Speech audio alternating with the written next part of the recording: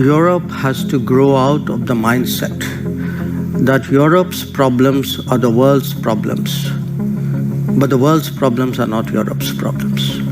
That if it is you, it's yours. If it is me, it's ours. Your question, do we have multiple options? Answer is yes. Is that a problem? Why should it be a problem? If I'm smart enough to have multiple options, you should be admiring me. You shouldn't be criticizing me. Whereas by purchasing this oil for national interest, India is being asked, are you funding this war? So, look, I don't want to sound argumentative, but then tell me if buying Russian gas is not funding the war? Why is it's only Indian money and oil coming to India which funds, but it's not gas coming to Europe which funds? With India counting on global support for in its struggle with China, its issues with China, how do you think you'll be trusted by others after that? Why do you think anyone will help Delhi after you didn't help others over Ukraine? It's an interesting question which you might, not you meaning you personally, but people might want to ask themselves, because if I were to take Europe collectively, which has been singularly silent on many things which were happening, for example, in Asia, you could ask, why would anybody in Asia trust Europe on anything? When Western democracies used to arm a military dictatorship called Pakistan and deny India defensive weapons. So if we are talking about principles, let's talk a little bit of history out here. So how did the Indian exposure to Russia and previously to Soviet Union get built up? Because the Western democracies, for whatever reason, decided that their natural partner in our part of the world was a military dictatorship.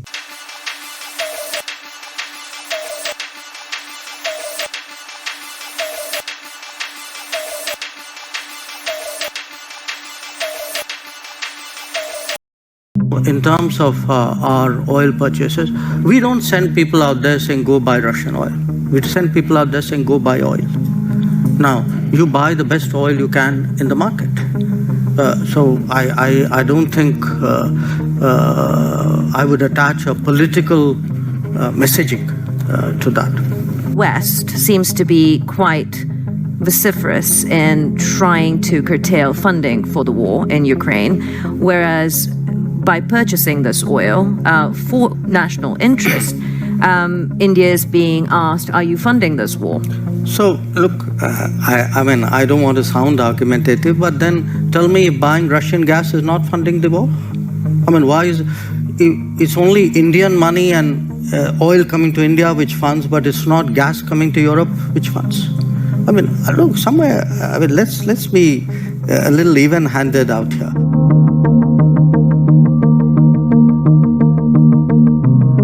If countries in Europe and the West and the United States are so concerned, why don't they allow Iranian oil to come into the market? Why don't they allow Venezuelan oil to come into the market? They've squeezed every other source of oil we have, and then say, okay guys, you must not go into the market and get the best deal for your people. I don't think that's a very fair approach.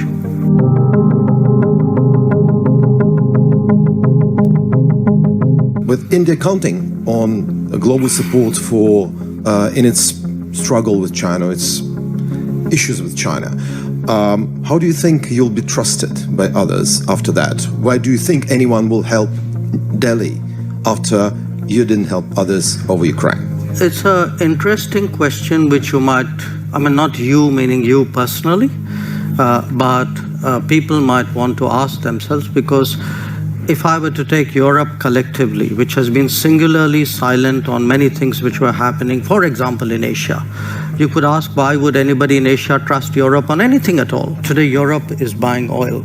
Europe is buying gas. I just read the new package of sanctions. Now, the package is designed in a way in which consideration has been given to the welfare of the population. So, pipelines have a certain carve-out. And timelines have been given. It's not like tomorrow morning everything's going to be cut off. So, people need to understand, if you can be considerate of yourself, surely you can be considerate of other people. So, if a Europe says, look, we have to manage it in a way in which its impact on my economy is not traumatic. That freedom or that choice should exist for other people as well. Europe has to grow out of the mindset that Europe's problems are the world's problems, but the world's problems are not Europe's problems. That if it is you, it's yours. If it is me, it's ours.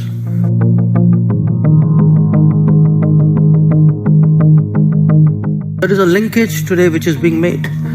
A linkage between China and India and what's happening in Ukraine. So come on, guys. China and India happened way before anything happened in Ukraine. We have a difficult relationship with China. We're perfectly capable of managing it. It's if I get global understanding and support, obviously it is of help to me. But this idea that I do a transaction, that I come in one conflict because it will help me in conflict too, that's not how the world works. So a lot of our problems in China have nothing to do with Ukraine, have nothing to do with Russia. They predate it.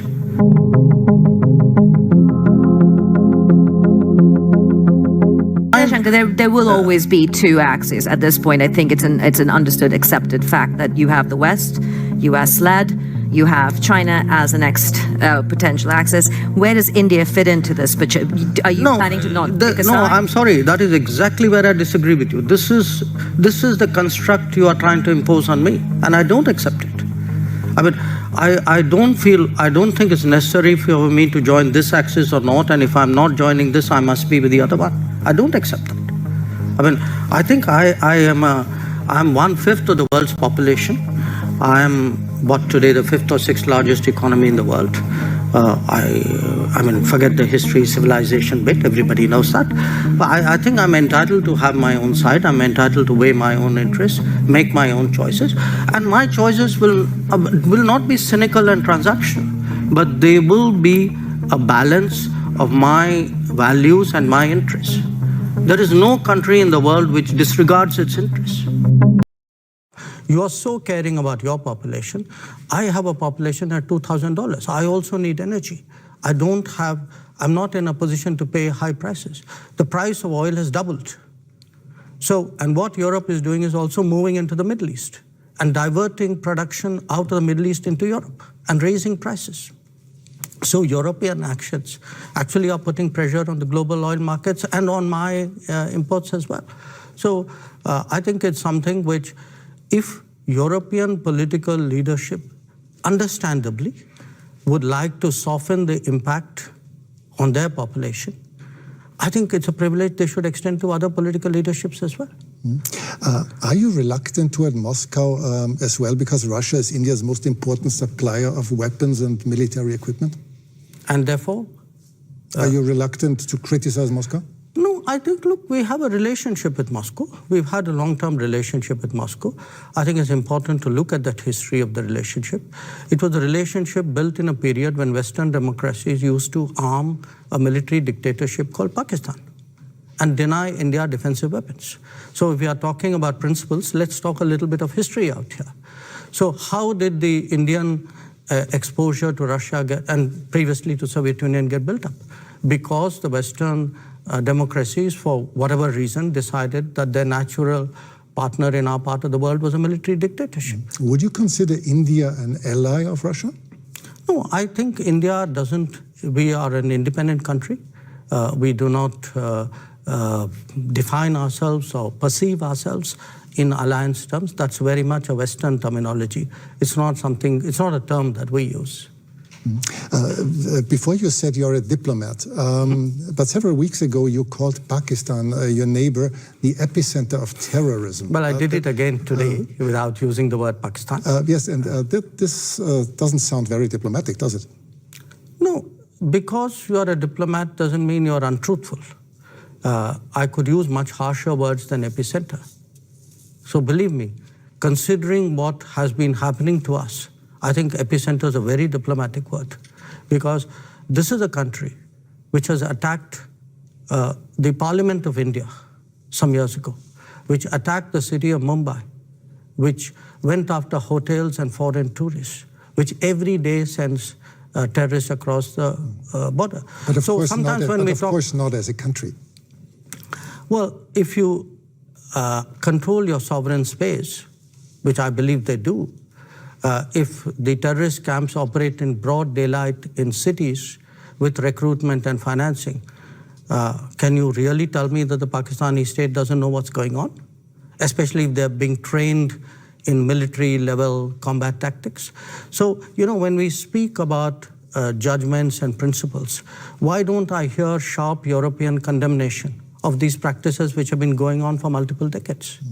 Does the world have to be concerned that there someday will be a war between India and Pakistan? I think the world has to be concerned that there is terrorism going on, and the world often looks away. The world often feels it's not my problem because it's happening to some other country.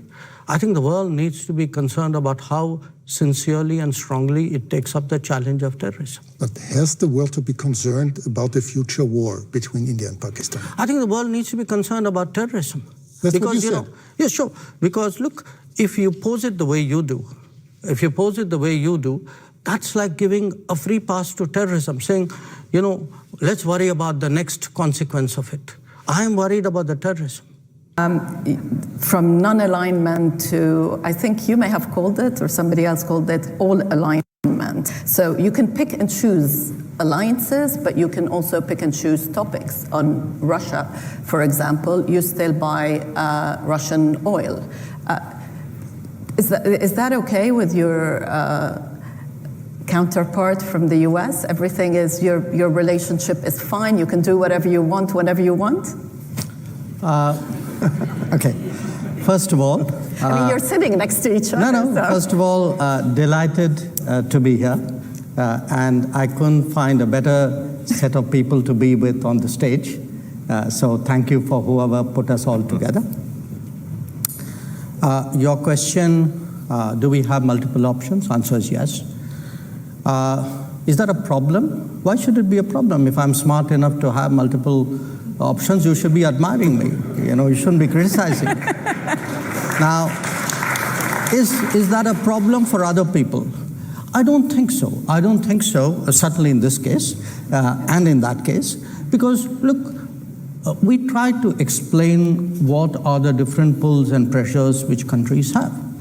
And it's very hard to have a unidimensional relationship. Now, again, different countries and different relationships have different histories. If I were to look, say, between the US and Germany, it is rooted, you know, there's an alliance nature to it. There's a certain history on which that relationship is grounded. In our case, it's very different. So I don't want you to even inadvertently give the impression that we are purely and, you know, unsentimentally transactional. We are not. You know, we get along with people, we believe in things, we share things, we agree on some things, but, you know, there are times when, you know, when you're located in different places, have different levels of development, different experiences, all of that gets into it. So life is complicated, life is differentiated. And I think it's very important today not to reduce the entire complexity of our world into very sweeping propositions. Yeah. I think that era is today behind us. So I agree very much with what Tony said, which is good partners provide choices. Smart partners take some of those choices. Yes, I get a lot of these noises from the Western press. And if they criticize our democracy, it's not because they lack information. It is because they think they're also political players in our election. That is the reason. You know, I read an article today where some Western media said, you know, it is so hot in India. Why are they holding elections at this time? Now, I read that article and I wanted to say, listen, in that heat, my lowest turnout is higher than your highest turnout in the best record. And And you think I've got a problem. That, these are games which are being played with us. These are politics. These are our domestic politics, which is going global politics, which feels they must now intrude in India. How can these chaps decide who should be ruling them without, consulting us? So they actually think they're part of our electorate. So I think it's time today that we disabuse them. And the best way that we do that, as I said, is by confidence. It is by confidence. It is by standing up to these kinds of attacks and criticisms and rankings and reports, because they will question everything. They will question your election system, your EVM, your election commission, as I said, even the weather, And one complaint is, actually, just imagine, BJP is so unfair. BJP thinks it's going to win very big. I mean, in a kind of way, today we are at a very important inflection point. The decisions we will be making are not just the decisions for the next 5 years. I think it will be giving our nation, our society, our coming generations a very, very big, this to me is a vote of confidence. It is the guarantee. Affairs Minister Jaishankar schools Germany and other Western nations. Jaishankar slammed Berlin and others for interfering in India's internal matters. Here's what happened. External Affairs Minister said the Western nations thinks it's their God-given right to comment on others and do not like when others comment on them. Lashing out at Rahul Gandhi, Jaishankar said there are people in the country who give generous invitations to others to comment on India. We need to fix this. Remember, this comes because German Foreign Ministry had said that they are taking note of the disqualification of Rahul Gandhi. So not just within the parliament, but after United States of America had responded to a question, the US State Department had said that they're watching over what's happening. Now Germany's foreign ministry gave a statement that they'd taken note of what happened in India's parliament. Amid all of this, remember what was the start of it? The start was, apart from what he had said in Surat with regard to the defamation case, it was the democracy under attack remark on a foreign soil that had led to a huge furor. There are two reasons. Reason number one is because the West has a bad habit for a long time of commenting on other people. Okay? They somehow think it's some kind of God-given right. Huh? And I think they will have to learn only by experience that if you keep doing this, other people will also start commenting and they will not like it when that happens. The second part of the truth is we can have our arguments, but when in our arguments you actually invite the world to come and comment on you, okay, then people are more tempted to comment, no? So we also need to not give those very generous invitations to the world saying, oh, there are problems in India, America and Europe, why are you standing by and doing nothing? First of all, this freebie culture, of which some people in Delhi are masters of that culture. Look, they are doing it because they don't have the responsibility of raising resources. I mean, you cannot run a country on the basis of freebies. Somewhere somebody has to pay for it, no? Anybody who's giving a freebie here is taking away something there. This freebie culture is actually a way of quick popularity in a very irresponsible way, because it is not sustainable. So the surprising thing is that the so-called defenders of democracy, which are the United States, European countries, seem to just be oblivious